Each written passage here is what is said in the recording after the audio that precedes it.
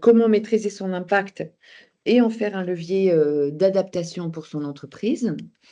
Donc, je me présente, je suis Christelle Capitaine, je suis la directrice de l'association Entrepreneurs pour la planète. Je suis ravie d'être avec vous aujourd'hui pour partager ce webinaire qui va donc traiter de ces sujets.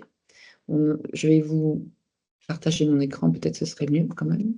Il faut juste que j'y arrive. Voilà. Donc, ce webinaire va se dérouler de la façon suivante. Comme vous le savez, donc, il est enregistré. Donc, vous pourrez toujours voir le replay s'il y a des sujets que vous souhaitez approfondir. Je vais vous demander à tous de mettre vos micros en mute de façon à ne pas perturber le déroulé du webinaire. Alors, on avait pensé vous proposer de mettre vos questions dans le chat, mais peut-être ce qui est le plus intéressant et le plus interactif, c'est que vous puissiez poser vos questions au fur et à mesure des interventions des différentes personnes. Guillaume,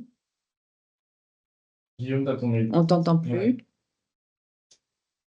Enlève ton micro, enfin, mets ton micro. Voilà. Tu voulais intervenir? On t'entend toujours pas. Tu n'as pas enlevé ton micro. Voilà, c'est bon, pardon. Oui, oui. C'était juste peut-être signaler si c'est pas sur le chat ou en levant la main, comme ça on peut organiser la prise de parole. C'est juste une petite modalité. Oui, tu as raison, absolument. Donc, voilà, comme ça, chacun pourra effectivement poser ses questions après l'intervention. Et puis, on aura quand même de toute façon un petit temps d'intervention dédié aux questions-réponses à la fin donc, de ce webinaire. Voilà. Je vais d'abord vous présenter Entrepreneurs pour la planète, vous expliquer un petit peu ce que nous faisons et comment on fonctionne aujourd'hui. Ensuite, Guillaume, donc, qui vient d'intervenir, qui est le directeur donc, de la région Bretagne-Pays de Loire et de l'Île-de-France, animera une table ronde avec donc 3 de nos porteurs de projets que je vous présenterai tout à l'heure. Puis ensuite, on aura les questions-réponses et nous aurons donc une petite heure à passer ensemble. Voilà. Donc, je vous présente Entrepreneurs pour la planète. Alors, Entrepreneurs pour la planète, c'est une association qui est née donc, en 2019, qui est née à Marseille. Et en fait, Entrepreneurs pour la planète est arrivé parce que le fondateur avait cette idée que les entreprises, quelque part, sont responsables du réchauffement climatique, et donc elles sont un problème, mais elles sont aussi, pourquoi pas, une solution. Et c'est la raison pour laquelle il a lancé Entrepreneurs pour la planète, en voulant en fait unir les entreprises avec le monde de l'environnement, de manière à ce qu'elles collaborent ensemble et qu'elles puissent accélérer la transition écologique des entreprises et des territoires. L'idée, en fait, c'est vraiment de les faire collaborer pour pouvoir justement profiter des innovations que peuvent proposer les porteurs de projets à impact et faire avancer, en fait, le combat contre le réchauffement climatique. Alors, pour ça, nous, chez Entrepreneurs pour la planète, on a 3 objectifs qui sont vraiment importants. On cartographie un certain nombre de projets à impact environnemental par région. Ensuite, on cartographie aussi, on identifie les mentors potentiels qui pourraient les accompagner. Ensuite, on va créer donc des binômes entre porteurs de projets et chefs d'entreprise, de manière à ce qu'ils collaborent ensemble et qu'ils puissent s'apporter mutuellement. Et enfin, comme on a une très grande communauté, eh bien, on va animer et organiser cette communauté avec notamment, comme ce qu'on est en train de faire aujourd'hui, des webinaires, des réunions spécifiques, des paroles d'experts. On organise aussi des événements, on organise aussi des learning expéditions, enfin, toutes sortes d'événements qui permettent de travailler et de développer la coopération territoriale. Aujourd'hui, on a plus de 660 porteurs de projets sur notre plateforme numérique, donc entrepreneurpourlaplanète.org, et à peu près 230 mentors, chefs d'entreprise qui les accompagnent. Nous sommes présents donc sur 4 antennes en France, donc la Bretagne-Pays de Loire, dont Guillaume est le directeur régional, l'Île-de-France, l'Auvergne-Rhône-Alpes avec Lyon, et puis le Sud avec Marseille, Aix, jusqu'à la Côte d'Azur. Donc en fait, c'est vraiment une communauté qui est importante, avec à la fois des porteurs de projets, à la fois je dirais, des chefs d'entreprise, des entreprises, et puis aussi des incubateurs, des accélérateurs, des écoles, en fait, toutes sortes de structures qui aujourd'hui travaillent ensemble de manière collective pour faire accélérer la transition écologique des territoires. On a aussi, bien évidemment, les collectivités locales qui sont présentes. Et donc, comment se passe ce mentorat et quels sont les bénéfices de ce mentorat? Aujourd'hui, un porteur de projet, quand il démarre son activité, eh bien, il n'a pas forcément toutes les clés pour monter sa boîte et savoir comment la gérer. Donc, il va pouvoir bénéficier du savoir-faire entrepreneurial du chef d'entreprise qui va l'aider à développer son travail, à travailler sur sa stratégie, à travailler sur sa communication, qui va vraiment lui apporter beaucoup. Et de l'autre côté, le porteur de projet, lui, va lui permettre d'éveiller, je dirais, sa sensibilité aux enjeux environnementaux, de travailler sur son engagement RSE. Et quelque part, cette relation gagnant-gagnant va apporter beaucoup à l'un et à l'autre. Parce qu'en plus, le fait de collaborer ensemble va permettre de faire émerger des nouvelles solutions innovantes à impact, puisque forcément, le fait d'être mentoré va permettre à ces solutions de grandir, de se développer. Donc, c'est vraiment une relation gagnant-gagnant qui aujourd'hui a fait ses preuves. Et on a beaucoup de porteurs de projets aujourd'hui qui, par exemple, ont réussi à développer des nouvelles opportunités commerciales grâce justement à cette, je dirais, collaboration avec les entreprises, à travailler sur leur réseau. Au-delà du fait, effectivement, de travailler sur les aspects commerciaux, on a aussi évidemment une aide forte de la part du chef d'entreprise pour le porteur de projet qui lui permet donc de vraiment l'aider, d'être un peu l'épaule pour dénouer des points de blocage, rompre un peu ce qu'on appelle l'isolement de l'entrepreneur, l'aider à prendre du recul. Et donc, c'est vraiment quelque chose d'important qui est, pour beaucoup de porteurs de projets aujourd'hui, leur permettre de gagner du temps et de se sentir plus en confiance. Et puis pour les mentors, eux, ça leur permet vraiment de concrétiser un engagement environnemental, d'engager leur propre transition écologique. On a carrément aujourd'hui des mentors, des sociétés qui ont utilisé des innovations proposées par nos porteurs de projets pour engager leur propre transition écologique et proposer des idées nouvelles à leurs clients, évidemment en accord avec les porteurs de projets. Et donc, c'est vraiment un moyen de s'inspirer et de se mettre en lien. Alors, qui sont nos porteurs de projets? Parce que je n'en ai pas parlé. On a donc des porteurs de projets aujourd'hui qui sont un peu dans tous les domaines du développement durable, aussi bien autour de l'agriculture et de l'alimentation, autour de la construction responsable, de la biodiversité, autour aussi de tout ce qui est logistique, transport et mobilité douce, de la lutte contre le gaspillage. En fait, on adresse à peu près les 17 ODD de l'ONU au travers des différents projets que représentent nos porteurs de projets. Et ce sont souvent des projets avec des innovations soit d'usage, soit de technologie, qui sont réellement intéressants à différents stades de maturation. On peut avoir des projets qui sont juste au début de leur histoire, des projets qui sont carrément en train de lever des fonds ou carrément en très forte croissance. Et à toutes les étapes en fait de vie d'une entreprise, d'une start-up, eh bien, un porteur de projet a besoin du savoir-faire d'un entrepreneur, même quand il est en hypercroissance, il a besoin de travailler sur la structuration de RH, sur sa levée de fonds. Donc, ce sont des sujets qui sont toujours de toute façon d'actualité et qui permettent donc à un porteur de projet donc, de progresser. Et qui sont nos mentors? Eh bien, nos mentors, en fait, on a toutes sortes de mentors. On peut avoir de très grands groupes, des plus petits groupes, carrément aussi des indépendants qui sont peut-être, pourquoi pas aussi en transition professionnelle et qui apportent leur expertise aux porteurs de projets. Et la plupart du temps, nos binômes peuvent durer entre 2 mois, 6 mois, 2 ans, 4 ans. On a encore des binômes qui sont ensemble au bout de 4 ans et il y en a certains qui sont devenus associés avec leur mentor et qui ont développé une activité commune.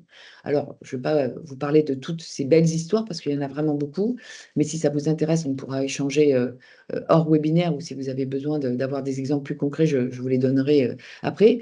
En tout cas, ce que je peux déjà vous dire, c'est qu'on a 2 exemples très concrets avec 2 grands groupes.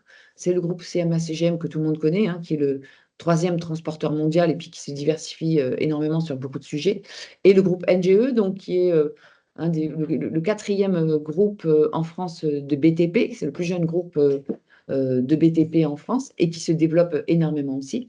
Et en fait, ce qu'on a fait avec ces deux grands groupes, c'est qu'on a mis en place un programme de mentorat en fonction des thématiques métiers des groupes. C'est-à-dire que pour la CMA-CGM, ils nous ont demandé en fait de travailler sur des projets autour de la décarbonation du dernier kilomètre, de la décarbonation du transport maritime, tous les sujets autour aussi évidemment de la biodiversité, et puis les sujets aussi sur tout ce qui concerne, je crois que c'est tout, décarbonation du transport maritime, dernier kilomètre, et la biodiversité. Voilà, c'est ça.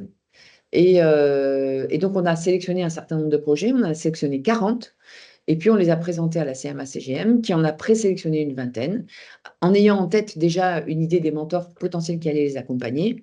Et par exemple, on avait un projet qui était un catamaran à hydrogène, qui avait besoin d'être aidé notamment sur son développement à l'international, et bien, qui a été adopté par le directeur des stratégies du groupe. Et ils ont travaillé ensemble et ils sont actuellement en train d'étudier aussi des projets communs de développement. Donc, on voit vraiment l'intérêt, aussi bien pour le porteur de projet que pour le mentor, de travailler donc, sur ce type de collaboration. Et pour NGE, donc ça a été un peu différent. Là, on est plus allé sur de la construction responsable, tout ce qui est assainissement, tout ce qui est sujet de verdissement des villes. Et là aussi, on a trouvé 12 projets innovants qui ont été aussi adoptés donc, par des mentors qui étaient membres du top management du groupe. Et notamment, certains ont été adoptés carrément par le président du groupe. Et en l'occurrence, ce projet qui s'appelle Bamboo for Life, qui est comment dire, une station d'épuration à base de bambou, maintenant développe des projets en commun avec NGE et ça a formidablement accéléré donc, son activité sur les stations d'épuration puisqu'il a eu la caution d'un grand groupe comme celui d'NGE. Donc on voit vraiment qu'il y a une vraie opportunité pour les uns et pour les autres.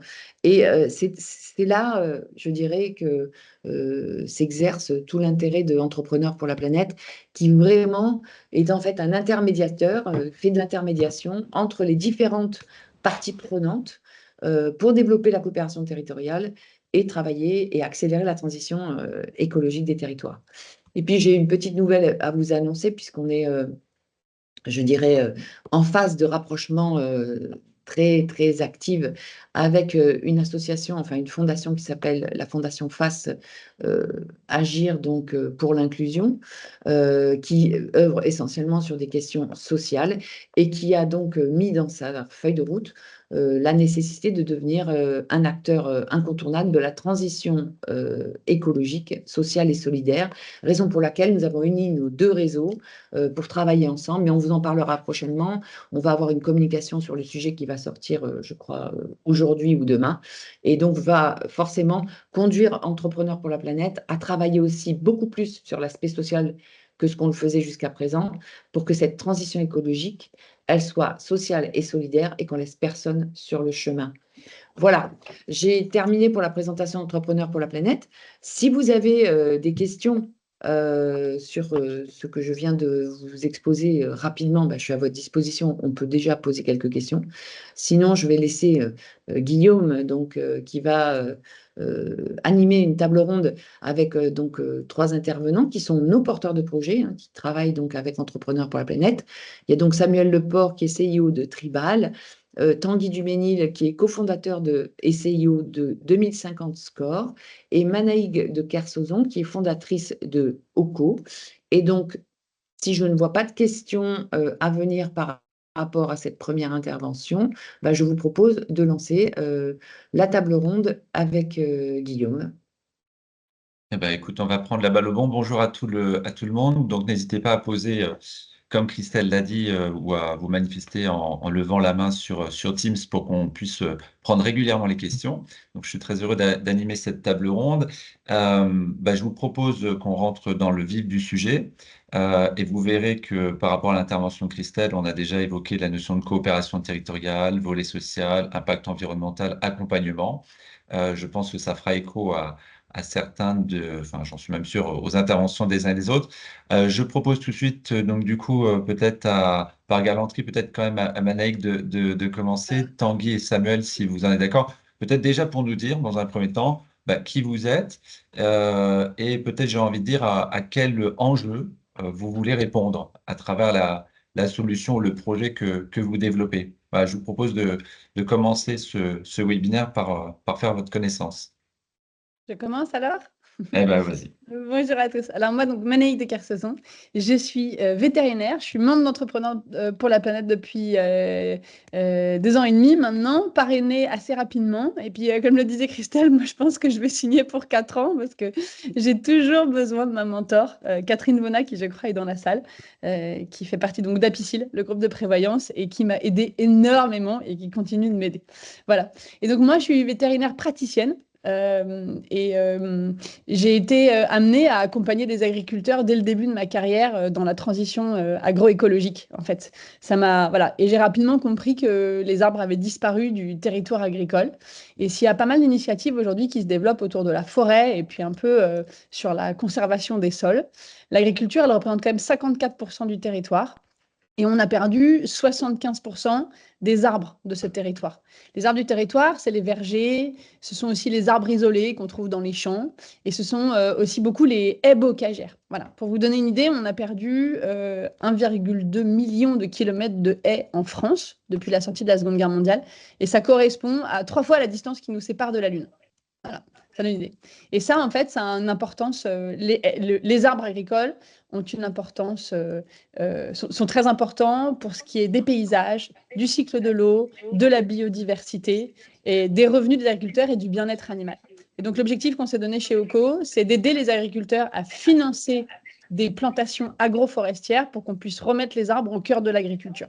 Et pour ça, moi, je m'appuie sur, alors évidemment, c'est du mécénat, mais très régulièrement, on a affaire à des entreprises qui se lancent, pour des raisons réglementaires ou pas, dans un bilan carbone et qui, de fait, s'appuient sur les résultats de ce bilan carbone pour avoir une idée de la somme qu'ils peuvent investir dans la restauration écologique de l'agriculture. Voilà ce que je fais. Merci beaucoup, Manaïg. Et bien évidemment, je rappellerai tout au long de ce webinaire. N'hésitez pas à poser des questions. Et puis surtout, en préparant la table ronde aux intervenants, de réagir hein, sur leurs interventions réciproques. Tanguy et Samuel, Tanguy? Ouais, donc bonjour, moi je suis Tanguy Duménil et je suis cofondateur avec Damien Beignet, qui est mentor chez PLP, de 2050 Score. Moi, mon parcours, c'est l'accompagnement des entreprises dans la transformation et dans le changement. Et en fait, le point de départ, c'est de se dire que pour changer, pour accélérer, il faut savoir où on en est et savoir où on veut aller. Et qu'aujourd'hui, sur la transition, qui est le grand changement qui concerne déjà toutes les entreprises, et ça va être de plus en plus prégnant, au fond, on ne sait pas trop où on en est et on ne sait pas trop où on va, sauf à investir un temps considérable pour créer son propre positionnement. Donc, ce qu'on fait avec Damien et avec 2050 Score, c'est qu'on fait des benchmarks, on fait de l'analyse de positionnement de toutes les entreprises à partir de leur site web sur leur maturité en termes de transition.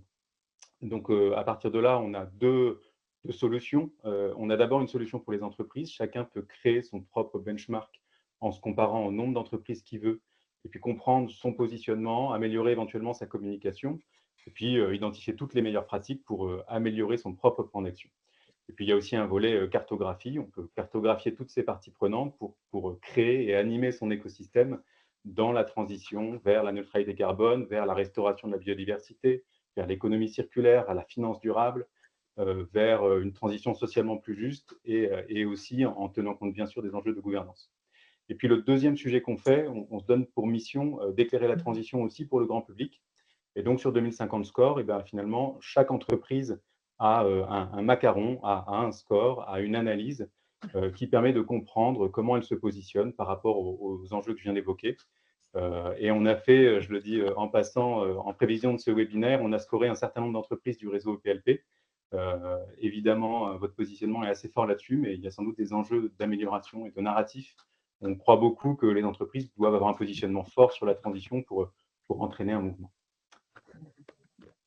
Merci Tanguy, et tu es un peu modeste avec ton associé, puisque je crois que c'est 450 entreprises de la communauté que vous avez scorées. Absolument. Ouais, voilà, donc quelques-uns, on comprend que donc n'hésitez pas à aller voir, et puis si vous n'êtes pas scoré, n'hésitez pas à demander. Vous pouvez demander à scorer n'importe quelle entreprise, pourvu qu'elle ait un site web. Merci voilà. Tanguy, on y reviendra justement sur cette notion, et ça a été évoqué, partie prenante. Samuel, je te laisse également te présenter, et puis n'hésite pas à réagir sur ce qui vient d'être dit. Oui, bien sûr. Bonjour à tous. J'espère que vous m'entendez bien. Sinon, tu me fais un petit signe, Guillaume, à distance. Moi, c'est Samuel Leport. Je suis le dirigeant cofondateur de l'entreprise Tribal. Mon domaine, c'est le numérique. Avant de créer Tribal, j'ai été dirigeant d'une grande entreprise de services numériques française. Et j'ai voulu m'investir en fait pour un nouveau récit numérique globalement qui me convenait plus aujourd'hui. Puis je vais vous en donner un petit peu plus pendant toute la conférence avec mes collègues. J'ai rejoint Entrepreneurs pour la planète par évidence.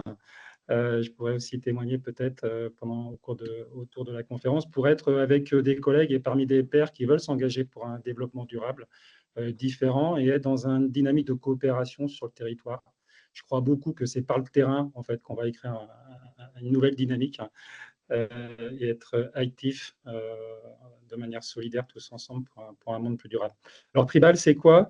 Faut le voir, tout le monde connaît WhatsApp. Donc, c'est un WhatsApp pour les professionnels, en fait, dans les organisations, qui va permettre de prendre soin des uns et des autres, donc d'être inclusif. On peut installer la messagerie professionnelle Tribal sur n'importe quel smartphone ou PC sans avoir besoin d'acheter quelque chose de très cher et donc de pouvoir faire société dans une entreprise ou une collectivité en venant connecter les gens qui sont à la fois sur la prod et qui sont généralement un peu victimes de la fracture numérique.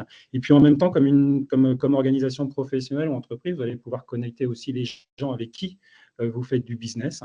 Donc une entreprise, elle a des parties prenantes. C'est la fameuse loi CSRD dont on parle de plus en plus. Finalement, c'est ce à quoi répond Tribal. Comment on va pouvoir faire société dans une entreprise de façon très efficace en connectant ces parties prenantes internes et surtout externes sur les chantiers pour davantage de performances opérationnelles et sans avoir pour ça à donner ces données à toutes les solutions que vous connaissez et qui n'ont pas un modèle économique à laquelle j'aspire. Et aujourd'hui, on sait que si on veut construire un monde plus durable, il faut aussi reprendre en main nos usages numériques parce que c'est bien le numérique qui décide de ce qu'on achète aujourd'hui au quotidien. Donc Tribal permet à travers sa plateforme professionnelle de connecter finalement tous les salariés et les acteurs de l'écosystème d'une entreprise de façon très fluide et efficace, en étant exemplaire, en minimisant l'impact environnemental de notre communication, en désengorgeant les emails. La plupart de mes clients, d'ailleurs, n'ont plus d'usage de l'email après. Et puis faire quelque chose qui est important pour moi, c'est finalement de décider à qui on donne ces données et à qui on ne donne pas ces données, pour ne pas alimenter une intelligence artificielle, en fait, qui va globalement voilà, si je prends un petit exemple aujourd'hui qui m'énerve profondément, c'est la consommation d'eau de Microsoft depuis un an, plus 87%. Voilà, et pour autant, quels sont le nombre d'entreprises aujourd'hui qui donnent toutes ces données à Microsoft et qui vont continuer à valoriser finalement ce modèle qui n'est pas très vertueux. Donc, à travers Tribal, il y a ce sujet de faire cohésion dans les organisations, de redonner aussi la parole au CSE, au comité d'entreprise. J'ai sorti une offre CSE avant l'été. Il faut savoir qu'avec la loi PAC, le CSE, il est partie prenante de la stratégie RSE d'une entreprise. Il est évidemment un canal important dans le dialogue social et la cohésion sociale, et c'est aussi un levier pour venir sensibiliser l'ensemble des salariés de nos entreprises à la transition écologique, et que ce ne soit pas que du top-down, un peu culpabilisateur. Voilà, sur les enjeux et à la fois ce à quoi répond Guillaume Tribal en quelques mots. Merci beaucoup, Samuel. Je vais rebondir justement, n'hésitez pas les uns les autres et encore une fois à poser des questions. Le mot partie prenante est souvent revenu, on y reviendra. Par contre, j'ai envie un petit peu, entre les différents secteurs, en préparant ce webinaire, on s'est un petit peu heurté à ces questions où on était parti un peu sur le prisme du carbone. Je ne sais pas si vous vous souvenez, comment on décarbone le numérique, comment on décarbone l'activité des uns des autres, et vous m'avez dit, ah, non, il manque quand même un volet. On s'enferme dans le carbone et vous m'avez dit non, souvent un des écueils.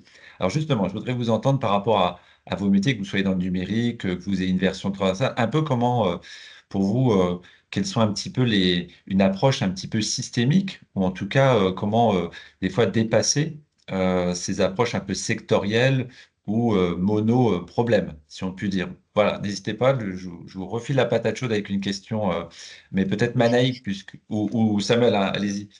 Peut-être enchaîner, et puis Anaïs, tu me compléteras, parce qu'avec le domaine du numérique, en fait, il est transverse, le numérique. Donc, c'est peut-être un bon exemple pour éclairer, ou en tout cas réfléchir ensemble à ta question. Guillaume. Moi, je me suis posé les questions en créant Tribal et j'ai voulu faire en sorte de faire une plateforme justement qui réduise l'impact carbone. Ça a été ma principale priorité quand j'ai lancé l'entreprise il y a 4 ans, de minimiser au maximum l'impact. Et finalement, de plus en plus, je me dis en fait que le sujet, c'est construire des chaînes de valeur qui globalement soient cohérentes. Je prends l'exemple d'une entreprise, par exemple agroalimentaire, parce que je suis en Bretagne aujourd'hui, je parle que d'agroalimentaire en ce moment. Mais si cette entreprise agroalimentaire, elle est au top niveau de la production, qu'elle minimise son impact carbone dans la fabrication de ses produits dans les boîtes de conserve, mais qu'à côté, finalement, sans le savoir, elle n'a pas cette même cohérence sur son numérique, on va avoir un sujet.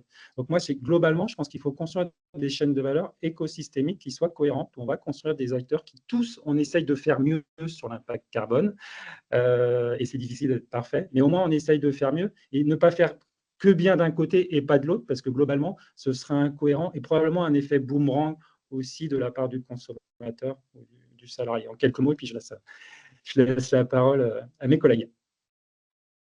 Naïk, si tu souhaites réagir justement sur ce volet carbone ou autre, Ouais. hein, sur cette complémentarité, transversalité des enjeux. En fait, ce qui est hyper compliqué, c'est on va dire, tout ce qui est relayé par la presse et tout ça autour de nous. Pour moi, pour comprendre son impact, il ne s'agit pas de s'arrêter à l'impact carbone. Là, on parle bien de l'impact environnemental d'une entreprise. Et quand on parle d'approche systémique, je ne sais pas si c'est très clair pour tout le monde, on parle de systémique, d'écosystémique, éventuellement d'approche holistique. En fait, l'idée, c'est que toute activité, pour chaque entreprise, on doit s'interroger. Alors, d'une part, sur les gaz à effet de serre, effectivement, et notre dépendance aux hydrocarbures. Je pense que c'est très important, et ça, c'est l'impact carbone. Mais en fait, pour toutes les entreprises, il y a autre chose. Il y a tous les déchets qu'on génère, et puis il y a toutes les pollutions qu'on génère, que ce soit les pollutions de l'eau, de l'air ou du sol, en fait, qui découlent de notre activité. Et donc, Samuel en parlait déjà. Ce qui est compliqué, c'est à un moment, il faut se poser. Puis c'est vrai que ça prend du temps, tout ça, mais c'est très stimulant. Il faut se poser et se dire, voilà, moi, comment est-ce que, si je prends mon entreprise, qu'est-ce qui se passe avant mon entreprise, chez mes fournisseurs? Qu'est-ce qui se passe au sein de mon entreprise? Comment est-ce qu'on travaille? Et quels sont, par exemple, les produits que je vends ou les services que je vends? Quelle est la façon dont je les propose? Pour pouvoir bien conceptualiser, il y en a qui appellent ça des matrices de matérialité, vraiment conceptualiser ce qui rentre, ce qui se passe chez nous et ce qui sort. Et ça demande aussi une certaine réflexion par rapport à sa filière. C'est-à-dire que souvent, on avance, on travaille, en fait, on bosse un peu comme tout le monde dans la filière. Moi, je travaille beaucoup dans le secteur de la santé, puisque je suis véto. Et ben voilà, en fait, pour que les vétérinaires bougent, il faut que l'ensemble des vétos bougent. Et puis, certaines entreprises aussi sont un peu ficelées par une réglementation. Si moi, par exemple, en tant que vétérinaire, je veux changer de médicament, je ne peux pas faire tout ce que je veux parce qu'au-dessus de moi, il y a une réglementation. Voilà. Donc, effectivement, s'interroger sur toute sa chaîne de valeur et puis prendre le temps de se poser des questions avec tous les membres d'une entreprise, tous les salariés. Est-ce que Tanguy, justement, toi qui as une vision aussi transversale par rapport à l'activité de 2050 Score, comment tu réagis par rapport à ces propos? J'ajouterais qu'il y a un enjeu de transformation des entreprises qui est majeur. Les entreprises vont devoir changer de modèle, vraiment de modèle, de production, de vente, de modèle à tous les niveaux. Si on prend que le carbone, on va finalement assez facilement pouvoir s'améliorer. On va aller compenser une partie, on va aller changer de fournisseur d'énergie, on va aller faire des choses comme ça. On va s'améliorer, mais on ne va pas atteindre la neutralité. Pour réellement atteindre un enjeu de neutralité climatique à l'horizon 2050, c'est dans 25 ans, mais il y a intérêt à s'y préparer tôt, et surtout la pression va monter, donc de plus en plus, il va falloir montrer patte blanche. D'une certaine manière, c'est plus facile de l'appréhender, comme disait le Manéique, de manière holistique, c'est-à-dire de se dire, je n'ai pas que le levier du carbone, j'ai aussi effectivement le levier des déchets, de l'économie circulaire, donc je peux commencer à repenser la façon dont je fais mes produits. J'ai le levier de la restauration de la biodiversité, et c'est absolument essentiel. Pour être carbone zéro, il faut restaurer le vivant. Pour être carbone zéro, il ne faut pas avoir des déchets qui génèrent du carbone également. J'ai la question évidemment de qu'est-ce que je fais de mon entreprise au niveau de mes finances. Si mon argent sert à financer le carbone, au fond, il vient instantanément détruire tous les efforts que je fais par ailleurs. Et puis sur un plan social, j'ai l'idée que cette transformation majeure de toutes les entreprises et de tous les écosystèmes, ça doit tenir, ça doit être pour du bien, ça doit être positif. Et donc, il faut que cette transition s'accompagne d'un vrai sujet d'accompagnement des populations, des publics les plus fragiles par rapport à ces enjeux de transition eux-mêmes. Et donc voilà, donc La réalité, c'est que oui, on peut se concentrer exclusivement sur le carbone, en faire l'étendard, mais le carbone ne répondra pas à lui seul à l'objectif. Pour répondre à l'enjeu du carbone, on doit tout traiter. Et pour les entreprises, les sujets de transformation qui sont à la fois les plus profonds et je dirais les plus stimulants, les plus intéressants, les potentiellement les plus fédérateurs, ça va être des sujets qui vont toucher aux sujets que je vais dire annexes dans la lecture générale, mais qui en fait sont essentiels, la biodiversité, l'économie circulaire, bien sûr, et je pense qu'on en reparlera, la finance, le social, etc. Voilà. Donc, c'est vraiment un enjeu de dirigeant de boîte de se dire je prends tout parce que comme ça, je vais trouver des leviers de transformation et des leviers de mobilisation autour de ce sujet de la transition écologique. Moi, je rebondis sur ce que dit Tanguy. Tanguy ne va pas être surpris, mais j'aime bien ce que tu dis quand il faut impliquer tous les salariés. Je suis profondément convaincu qu'autour de la conf, je ne sais pas combien on est, mais on est préoccupé par le futur. On regarde la réglementation, etc. Aujourd'hui, je suis profondément convaincu que si on fait ça que pour réduire le carbone et répondre à une réglementation, ça ne fonctionnera pas et 2030 ou 2040 ou 2050 va arriver. Et je pense profondément qu'il faut le faire avec nos équipes, avec nos salariés, quelle que soit la taille de l'entreprise. Moi, j'ai des clients d'équipes de 5, j'ai des entreprises de 1000 ou 2000 personnes qui sont clients, et qu'il faut finalement une forme d'empathie en le faisant parce qu'on a envie, en fait, que ce soit un nouveau récit collectif. Oui, ça va servir la réglementation, etc., etc. Oui, on aura un bilan carbone qui sera mieux, etc.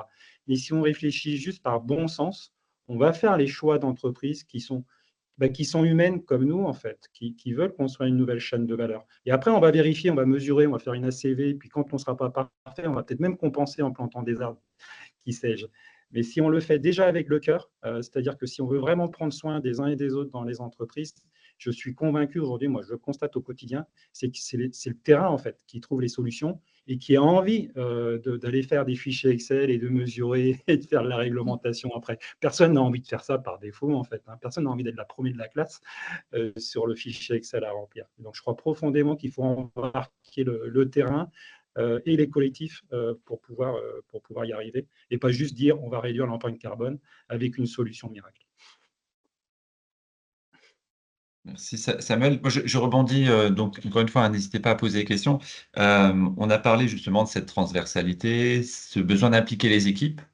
Et justement, dans une vision, comme si je reprends les termes de Maneik, de holistique, il y a aussi travailler sur l'échelle de coopération territoriale. Et je voudrais peut-être vous entendre un petit peu comment vous travaillez aussi avec vos clients et peut-être enfin en tout cas, quel est le service de la manière dont vous le rendez et justement comment un petit peu peut-être les bonnes recommandations que vous avez vues. Samuel, tu parlais d'impliquer faire comment tu as dit, faire société au sein de l'entreprise, et puis peut-être aussi Manaïm et bien sûr Tanguy, sur ce volet, comment on embarque finalement son écosystème, ses parties prenantes, et justement par quel biais, par quelle clé d'entrée on arrive à les mobiliser.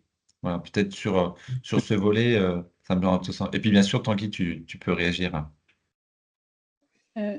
Nous, chez OCO, en fait, on a rapidement compris quand on s'adresse surtout aux TPE et aux PME, parce qu'on arrive vite à parler au patron. Et ce qui est vrai, c'est que la transition, pour moi, elle a vraiment besoin de formation. Et donc, pour comprendre les enjeux qui étaient liés à l'agriculture dans des entreprises qui ne l'étaient pas forcément, hein, c'est ce qui m'est arrivé. Les premiers clients d'OCO, ce n'étaient pas des entreprises qui travaillaient dans le secteur agricole.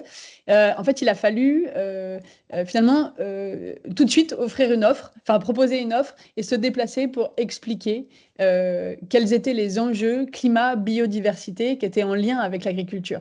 Et la première fois que je me suis déplacée, j'ai aussi compris que dans ces petites entreprises dans lesquelles j'étais, en fait, les équipes de salariés n'avaient pas toutes le même niveau de connaissance sur ces enjeux au sein même de leur entreprise. Et c'est pour ça tout à l'heure que je parlais de matrice de matérialité. Pour moi, pour mettre le pied à l'étrier, la première des étapes, c'est assez basique, hein, ce que je raconte, c'est que toute l'entreprise, tous les salariés aient compris quels étaient les enjeux, une fois encore, de gaz à effet de serre, de pollution et de déchets au sein de l'entreprise, parce qu'en fait, chacun a quelque chose à raconter à son poste. Voilà. Et donc, pour moi, vraiment, la formation, c'est le début de la transition. Et puis après, l'entreprise, elle peut évidemment être accompagnée pour évaluer son empreinte environnementale. Ça, pour moi, c'est quelque chose de très important. La formation au départ. Vas-y, Tanguy. Pour rebondir là-dessus, je suis évidemment d'accord sur cet enjeu de formation. Il y a aussi besoin pour conduire le changement à la fois en interne avec ses équipes, mais aussi pour créer des coopérations, de se doter d'un langage commun. Mm. Aujourd'hui, on a le sentiment que ce sujet-là, et pour m'y intéresser depuis quelques années, il est de plus en plus complexe. Et Samuel, tout à l'heure, parlait des data, de remplir des grilles. On a l'impression que ces grilles sont de plus en plus complexes, que c'est toujours plus simple. Et donc, il faut un bac plus 18 pour avoir le droit de commencer à éventuellement dire qu'on va s'attaquer au sujet. Je crois qu'il faut revenir à des choses simples. L'enjeu, lui, il est connu, il est fort, il est majeur, et donc il faut essayer de redonner du sens et de pouvoir partager autour d'une grille de référence qui soit simple, partagée, commune. Chaque entreprise doit pouvoir affirmer, dire où elle veut se situer, et puis échanger, créer de la coopération et du lien autour des enjeux qu'elle s'assigne. Une entreprise qui a un sujet économie circulaire majeur, elle va avoir besoin, tu parlais Guillaume, de coopération territoriale, d'aller chercher les partenaires qui vont bien, qui vont être dans le même esprit, qui vont être dans cette même logique de construction pour créer une dynamique. Parce que pour réussir cette transition, alors on a besoin d'y voir clair, de partager, et on a besoin un peu d'enthousiasme, on a besoin de valoriser les gens qui avancent. Ce qu'il y a d'intéressant quand on score PLP, c'est qu'il y a plein de solutions.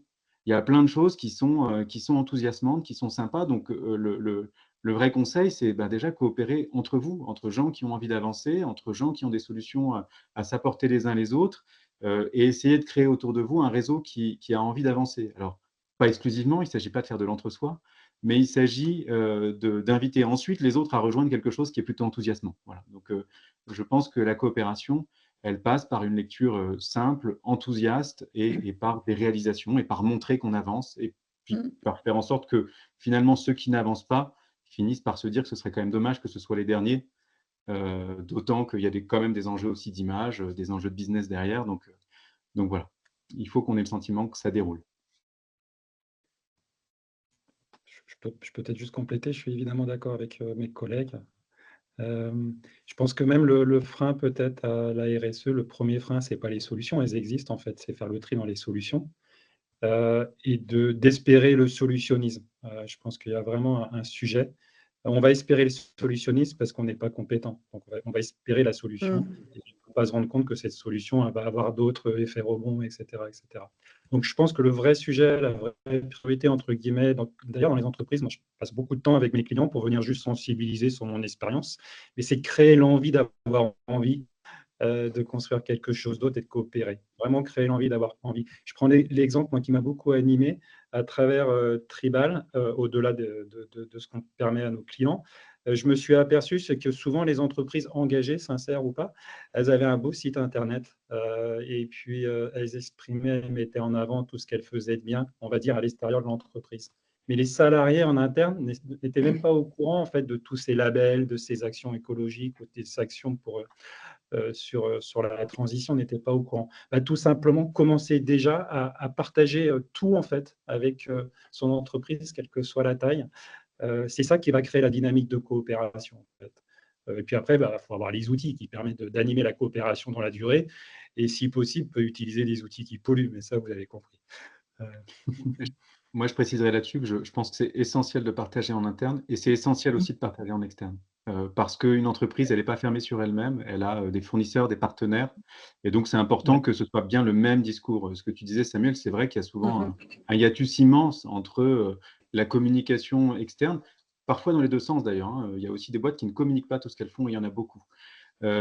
Et voilà, et la réalité que vivent les salariés. Il faut absolument réunir les deux, il faut être plus offensif dans ce qu'on raconte, il faut raconter tout ce qu'on fait, et le raconter bien sûr d'abord aux salariés, mais aussi à l'externe. Il faut qu'on sente qu'il n'y a pas de décalage sur ces sujets-là. Ce n'est pas de la com. D'ailleurs, avec le PLP, c'est un formidable levier, mais pour en avoir déjà parlé de nombreuses fois avec les membres de PLP ou même avec Guillaume, c'est que je crois qu'on a un formidable terrain de jeu. En fait, on est des entrepreneurs, on est des solutions, on est des entreprises. En fait, qu'est-ce qui fait bouger une entreprise? C'est souvent en fait l'extérieur. En fait, donc si un fournisseur vient dans l'entreprise témoigner, ça aide à bouger. Parfois, le dirigeant, il n'est pas trop à l'aise parce qu'il a des enjeux différents à partager des choses ou une nouvelle dynamique. Donc, faire venir le collègue ou le fournisseur d'une autre entreprise pour venir témoigner sur un sujet, ça permet de mettre en mouvement aussi le collectif interne. Merci. Je précise, donc il y avait des questions en marge, notamment une pour toi, Tanguy, sur sur la possibilité de scorer. On va parler, effectivement, il y a une des questions sur concrètement les aspects de coopération territoriale. Juste avant ça, si vous permettez, je voulais juste quand même peut-être à un moment donné, il y a un sujet qui a été évoqué, c'est comment on démontre finalement son impact. Et notamment en préparant ce webinaire, il y avait eu la question un peu, mais sur quelles données on se base, ou en tout cas, qu'est-ce qu'on montre à voir à ces parties prenantes pour justement soit les convaincre ou illustrer son impact. Donc peut-être, Tanguy, par rapport à, je peux commencer par toi si tu veux, ou sur justement comment toi tu vois un petit peu sous l'angle peut-être communication, mais pas que, tu l'as déjà abordé. Ouais. Comment tu vois un peu cette question de la donnée, du montrer à voir, et sans qu'on soit dans à la fois le greenwashing, bien évidemment, mais aussi, ça c'est un mot que j'ai appris avec vous, c'est le greenwashing. C'est on passe sous silence justement les actions que l'on fait. Ouais, ben, sur cette question des données, elle est évidemment cruciale, hein, puisque on est sur quelque chose qui part de la science et donc c'est important qu'on objective les choses. Mais aujourd'hui, je trouve qu'il y a quand même, il ne faut pas que la donnée devienne un frein. Voilà. Il ne faut pas que l'exigence d'avoir des données fasse qu'on n'ose plus rien faire, que on ne prenne pas telle solution parce qu'on ne sait pas encore quand est-ce qu'on va avoir des résultats concrets. Il faut oser aller de l'avant et il ne faut pas faire de la donnée un totem qui va faire qu'on n'avance pas. Il y a des actions dont on sait, même sans les mesurer, qu'elles vont avoir un effet vertueux et il ne faut pas s'interdire d'y aller.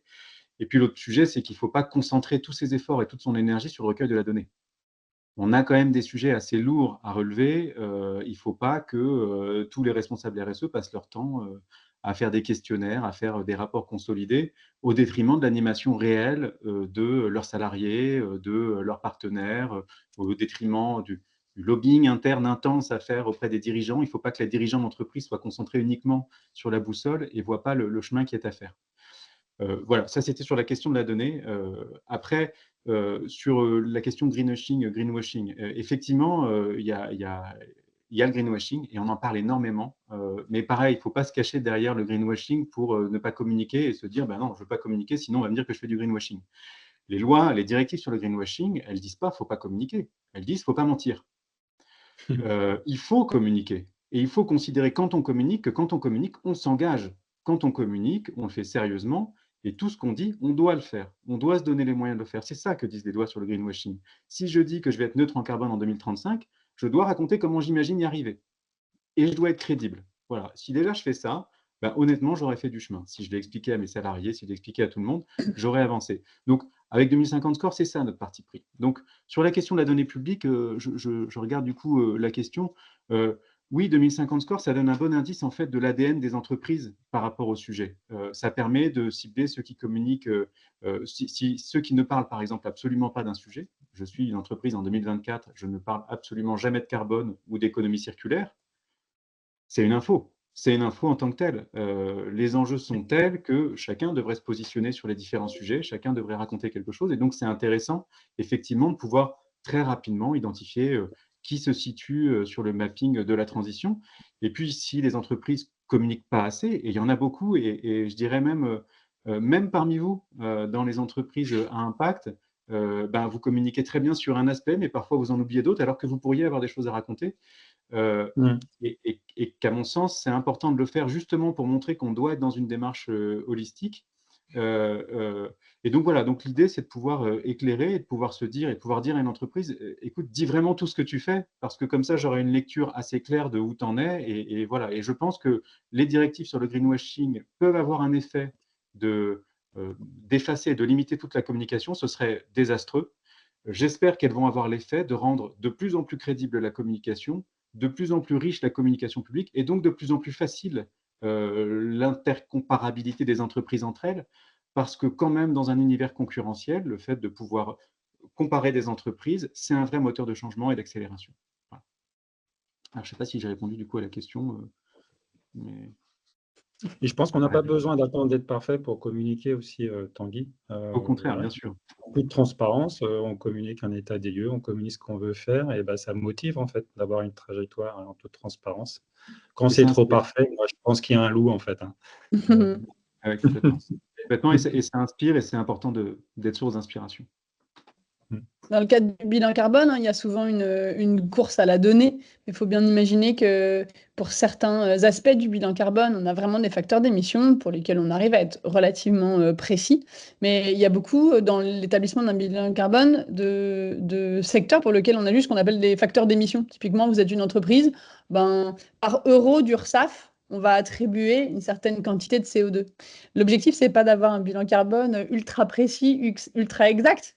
Il y a une marge d'erreur, de 25% en moyenne sur ce genre de choses. Et de la même façon, quand des associations proposent des projets de restauration écologique, alors dans le carbone, c'est beaucoup dans l'agriculture, quand on dit, par exemple, 1 km de haie, ça peut stocker entre 150 et 200 tonnes de CO2, c'est en 20 ans. Et puis, on imagine bien qu'entre les années où il fait sec, les années où il fait chaud, les années où il pleut beaucoup, etc., les arbres ne vont pas avoir une croissance tout à fait homogène. Et puis, on a appliqué beaucoup de facteurs de sécurité pour pouvoir assurer qu'on va au moins séquestrer 200 tonnes de CO2 dans ce kilomètre de haies qu'on a planté, parce qu'en fait, il y a des débats d'initiés pour savoir si on doit considérer le stockage à 1 mètre, à 1 mètre 20, à 1 mètre 50, et puis les arbres, et puis les feuilles qui rentrent dans le sol, etc. Donc voilà, la quête de données ne doit pas être une finalité. Le bilan carbone, en fait, c'est pas grave s'il n'est pas super précis et exact. Ce qu'il faut, c'est que quand on le fait, parfois parce qu'on est obligé, quand on le fait, en fait, il faut que...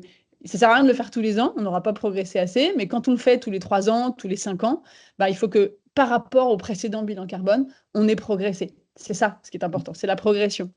Voilà. Et pour rebondir sur ce que disaient mes collègues sur le greenwashing, attention, on a aussi des gens qui se cachent derrière le greenwashing pour ne pas faire grand-chose, alors qu'il y a des solutions qui sont vraiment identifiées comme étant faciles, honnêtes, et puis avec un impact qui est vérifiable. On disait, est-ce que moi, quand je propose de planter des arbres, est-ce que je séquestre 100, 150 ou 200 tonnes de CO2 et comment est-ce que j'arrive à comptabiliser la biodiversité que je favorise, je ne peux pas, en fait, moi, le dire aux gens. Je ne peux pas vous dire, il y avait un papillon, cette année, il y en a 5. En revanche, je peux les inviter à venir voir. Et ce qui est sûr, c'est que quand on plante des haies bocagères, au bout de 5 ans, il y a plus d'animaux. Mais aujourd'hui, on n'a pas les outils techniques pour quantifier la biodiversité. Alors, on en a, on peut faire des inventaires.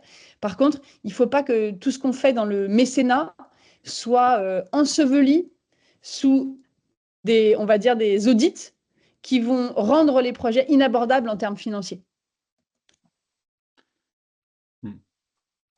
J'ajouterais sur la mesure, ceux qui ne communiquent pas, il y a aussi ceux qui aujourd'hui ne sont pas soumis à des obligations réglementaires de communiquer, qui peuvent se dire finalement je ne suis pas concerné, alors qu'en réalité elles sont concernées par le scope 3, tous les fournisseurs de ceux qui sont chargés de communiquer. Et donc c'est important d'aller plus vite finalement pour s'assurer que tout le monde doit communiquer. Et à son niveau, ce que disait Samuel tout à l'heure était très juste. On n'a pas besoin d'avoir une info parfaite, on n'a pas besoin d'en dire trop, mais on a besoin de dire ce qu'on fait. Et voilà, et c'est important déjà de le faire pour progresser collectivement, tout simplement. Je vois que le timing approche. On a parlé de beaucoup de choses. Encore une fois, s'il y a des questions, n'hésitez pas à les poser au fur et à mesure. Peut-être, on a parlé de coopération territoriale, parties prenantes, bilan carbone, séquestration, communication. Est-ce qu'il y a un sujet, on peut peut-être commencer par Samuel et ensuite Tanguy et Malek. Peut-être il y a une recommandation de ce que vous voyez un petit peu en termes de bonnes pratiques, même si vous en avez déjà évoqué certaines en matière de coopération. Et peut-être aussi, je pense à Samuel, tu l'as évoqué, tu es parti d'une solution pour numérique pour limiter le carbone, mais finalement l'objet social est en train peut-être de prendre le pas. Alors je veux pas peut-être préjuger de la réponse que tu ferais, mais on sent que voilà, d'une problématique, quelquefois on embarque sur une autre et il y a peut-être des retours d'expérience à faire justement de ces évolutions.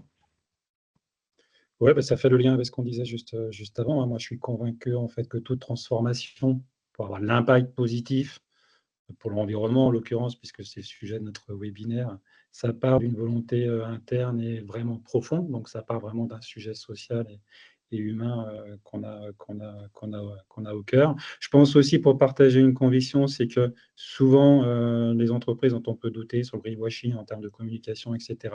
Moi, ce que j'observe en tout cas, c'est que les entreprises qui font attention à construire des achats responsables et à se munir de fournisseurs locaux ou en local, peu importe le local d'où on habite, hein, mais qui font attention à favoriser un business local et qui en même temps prennent soin, sous une forme d'économie sociale et solidaire, de leurs salariés. Généralement, elles sont vachement en pointe sur le green sans vraiment le savoir, en fait. C'est juste une logique moi, que je peux observer. D'ailleurs, c'est le cas de tous mes clients. Et puis, peut-être pour compléter très concrètement par rapport à ta question, Guillaume, c'est que, effectivement, moi, le sujet, c'est le dialogue social. Hein, c'est mon sujet de messagerie instantanée pour favoriser une communication qui soit inclusive et qui prenne les avis de tout le monde et des plus fragiles, et sortir du jugement où les égocentriques imposent leur point de vue à tous. C'est pas comme ça qu'on arrive à coopérer. Et à travers mes clients entreprises, je les accompagne en fait pour avoir une communication sincère. Un dirigeant, quelle que soit la taille de l'entreprise, comment avoir une communication directe avec tous ses salariés qui peuvent être sur la chaîne de prod, sur le terrain, en fait, de façon totalement sincère, en leur donnant des informations pour les impliquer.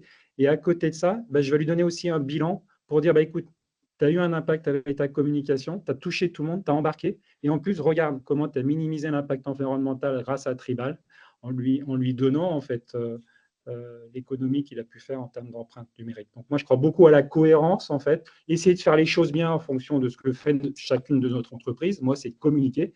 Et à côté, mesurer comment je communique mieux que les autres, finalement, en termes d'empreinte carbone. Merci.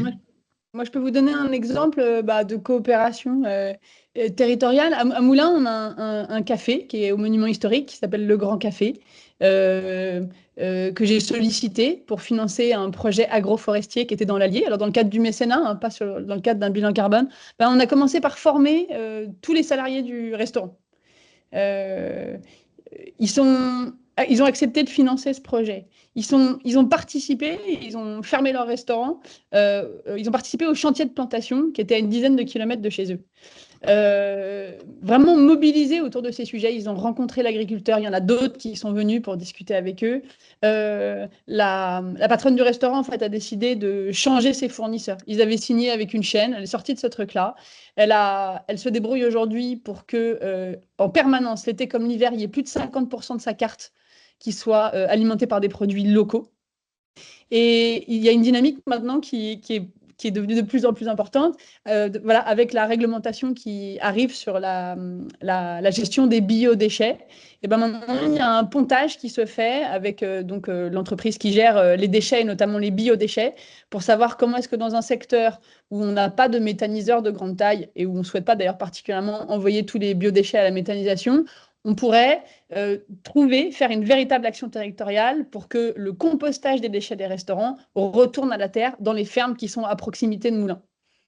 Donc voilà, d'un tout petit financement pour un projet agroforestier qui est à 10 km, on est parti sur un vrai travail d'équipe à l'échelle du territoire.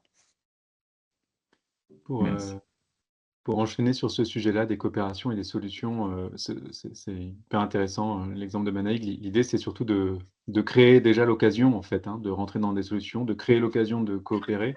Nous, pour 2050 Score, on a dû modéliser finalement c'est quoi une solution pour la transition. Alors, vous imaginez, il y a 6 axes, c'est très compliqué à qualifier. Au fond, ce qu'on se rend compte, c'est qu'il n'y a pas une solution unique. Samuel l'évoquait tout à l'heure, ça c'est être solutionniste, de dire on prend un truc, puis hop, il n'y aura plus de carbone. Il y a des solutions extrêmement variées, extrêmement diverses, de tailles différentes. Il y a des petites actions qui vont pouvoir en entraîner des plus grosses. C'est exactement ce que disait Manaïg avant. Il y en a, c'est tout de suite des choix drastiques et plus importants. Mais en réalité, il faut en engager le maximum. Et donc, dans la coopération avec son territoire, c'est aller créer des occasions, aller identifier les sujets qui, chez l'autre, peuvent m'intéresser, aller en parler, aller voir comment est-ce qu'on peut avancer ensemble sur un sujet, sur un autre. Quand on prend l'exemple des entreprises régénératives qui vont vraiment très, très loin, elles sont toujours intrinsèquement dans la coopération territoriale parce que une entreprise, c'est d'abord aussi un objet physique qui a des impacts concrets sur son environnement. Et donc, la coopération territoriale est importante. Et chaque entreprise, pour devenir neutre, elle va être confrontée à des centaines de problématiques à relever, des centaines de petits ou de gros sujets à lever. Bon, le propos, c'est de dire, vous inquiétez pas, face à ces centaines de petits ou de gros problèmes, il y a des milliers ou des dizaines de milliers de solutions possibles. Donc, il faut les essayer, il faut les engager localement. Et puis, juste pour terminer là-dessus, il y a le territoire physique local qui est important. Il y a un autre levier qui est intéressant, c'est le territoire du marché, le territoire de la concurrence.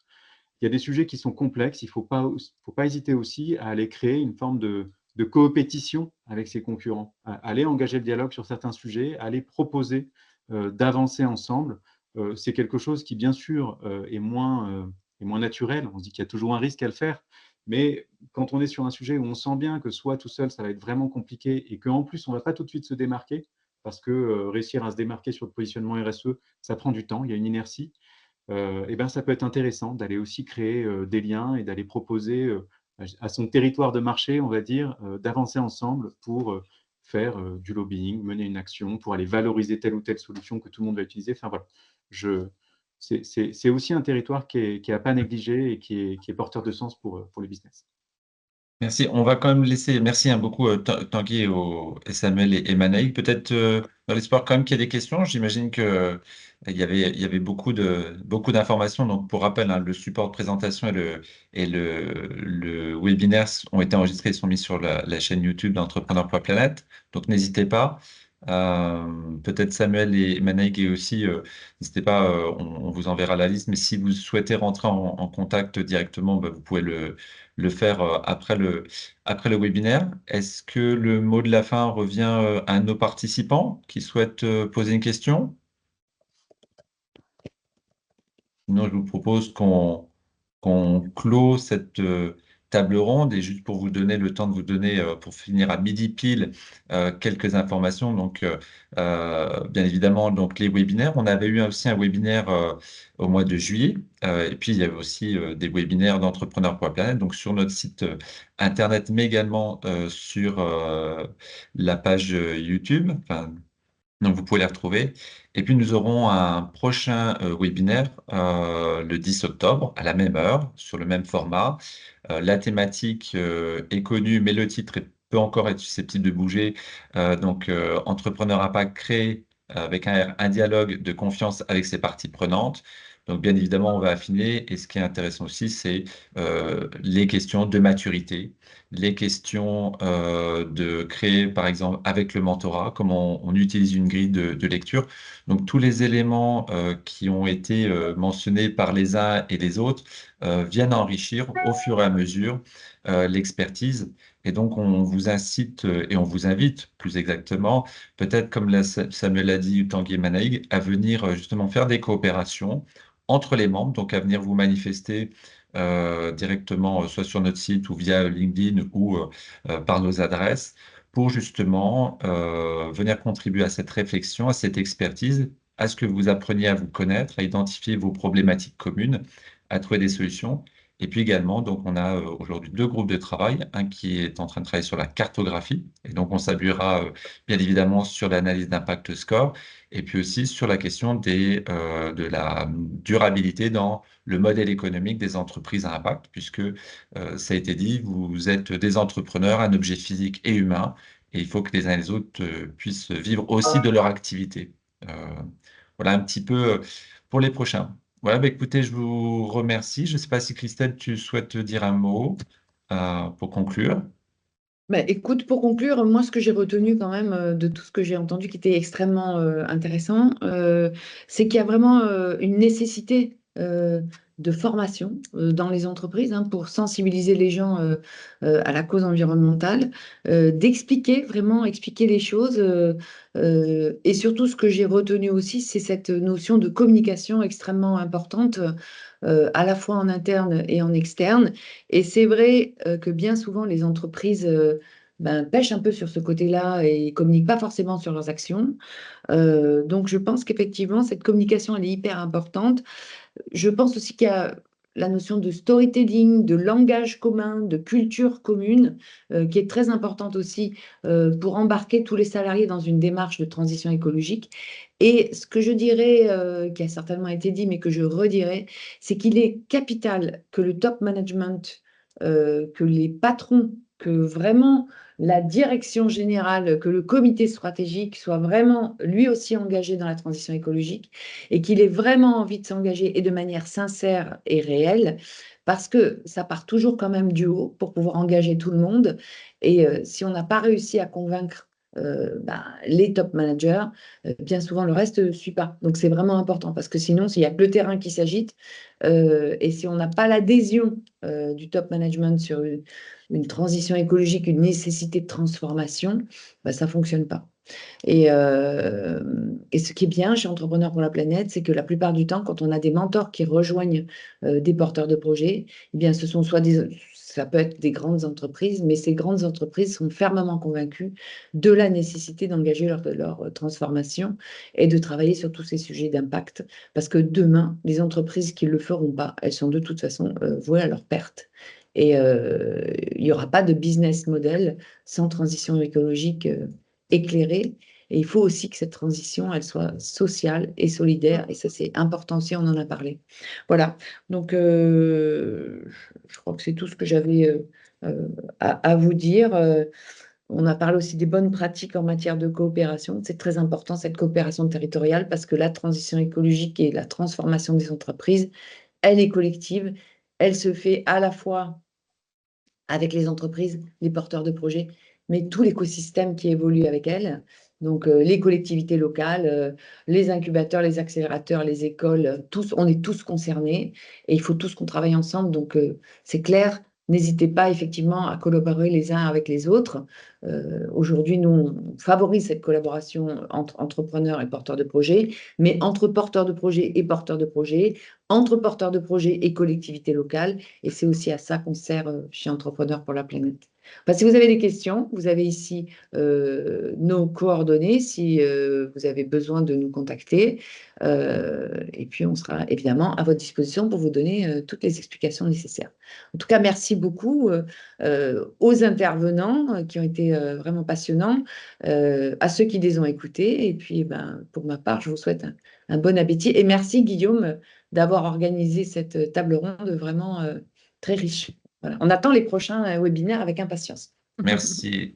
Merci à tout le monde, merci aux intervenants et très bonne journée. Et surtout, n'hésitez pas à nous contacter pour nous dire comment, si vous avez des idées ou comment vous souhaiteriez collaborer.